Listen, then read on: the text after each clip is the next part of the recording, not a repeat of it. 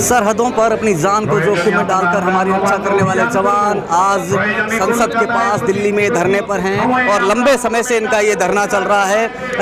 काफ़ी लंबे समय से वन रैंक वन पेंशन की मांग को लेकर ये लोग धरने में है। क्या है इनकी और मांगे, विस्तार से इनसे ही बात करते हैं।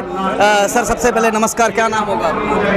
मेरा नाम ऑर्डिनरी कैप्टन पवित्र मोहन, मैं उत्तराखंड से बिलोंग करता हूँ। सर, काफ़ी लंबे समय से आप लोग यहाँ पर हैं, क्या मांगे हैं हमारे चैनल के दर्शक जानना चाहते हैं? सबसे पहले मैं आपके चैनल को धन्यवाद करना चाहूँगा, जिसके माध्यम से हजारों किलोमीटर दूर बैठे हमारे देशवासी और हर सैनिक को आपके चैनल के माध्यम से एक एक पल की खबरें उन तक पहुंच रही हैं। लेकिन यहीं बगल में हमारी बेटी सरकार को हमारी खबर यहां तक नहीं पहुंच रही। हमें बड़ा खेद है कि सरकार जो है हमारी बातों को या हमारे मांगों को बिल्कुल भी जवाब नहीं दे रही है, कोई इस पे इंटरेस्ट नहीं ले रही है। सरकार पर आएंगे सर, पहले एक बार आप अपनी मांगे थोड़ा संक्षिप्त में बता देते तो सही है। देखो, हमारी मांगे हैं कि सन 2006 में जो विधवा पेंशन थी वो 3500 रुपये थी और 2023 तक वो बढ़ कर के सिर्फ 9000 रुपये हुई। क्या 9000 रुपये में किसी घर का खर्चा चल सकता है? जबकि 2006 में एक ऑफिसर्स की विधवा की पेंशन 5880 रुपये थी, जो कि 2023 में बढ़ करके 78000 तक पहुंच गई है। तो इतना लंबा भेदभाव क्यों रखा गया और किस फैक्टर के हिसाब से रखा गया है, ये सरकार हमें इसका जवाब दे।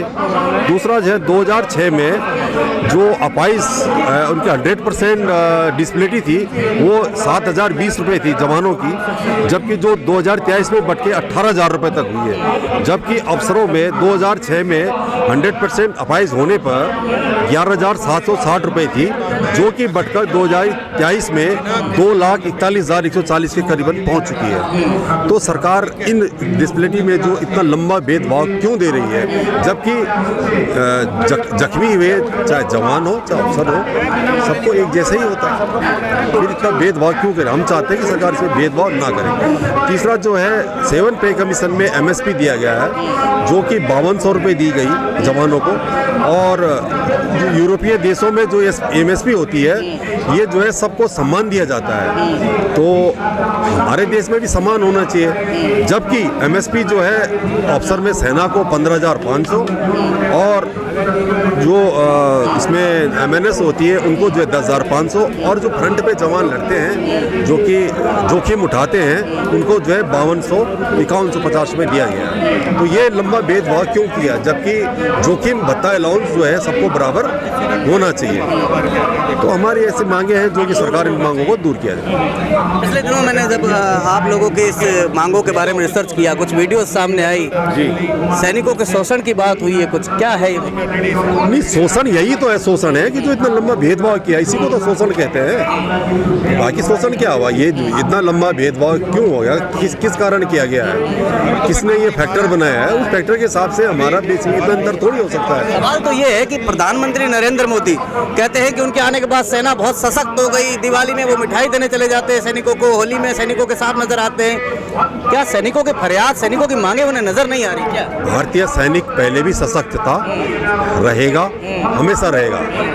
लेकिन प्रधानमंत्री जी हमारे साथ दिवाली पे जो हमारा मनोबल बढ़ाते हैं, उससे हमारा मनोबल ऊंचा होता है और हम देश के प्रति अपनी भावना व्यक्त करने के लिए और ज़्यादा मनोबल हमारा ऊंचा होता है।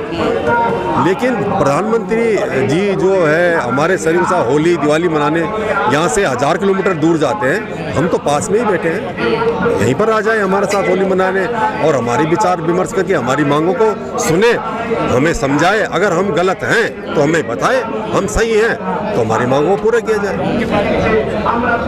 तकरीबन कितने दिन से सर आपका ये धरना चल रहा है और आगे क्या, मतलब अगर सरकार अगर नहीं सुनती है, क्या आगे की रणनीति? हमें हमारे धरने को जो है आज 51 डेज चल रहा है।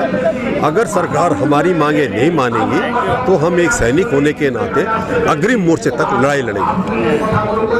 जब तक जान है हम अपने मोर्चे को छोड़ेंगे नहीं और अपनी मांगों को मना के ही रखेंगे। यकीनन जो सैनिक सरहद पर अपने मोर्चे को नहीं छोड़ते वो आज अपनी मांग को लेकर यहाँ बैठे हैं और केंद्र सरकार से कहीं ना कहीं अपनी मांगे उनके सामने रख रहे हैं और उम्मीद कर रहे हैं कि केंद्र सरकार इन पर ध्यान देगी। कहीं ना कहीं इस शर्म की बात है कि हमारी रक्षा जो सरहदों पर सैनिक करते हैं वो आज इस हालत में यहाँ 51 दिन से धरने पर बैठने को मजबूर है। देखने की बात है कि क्या केंद्र सरकार इन सैनिकों की मांगों पर ध्यान देती है, क्या केंद्र सरकार इस धरने को समाप्त कर इन सैनिकों को इनके हक और अधिकार इन तक पहुंचाती है। अपने सहयोगी विश्वजीत झा के साथ राहुल पांडे, न्यूज़ नाउ भारत, दिल्ली।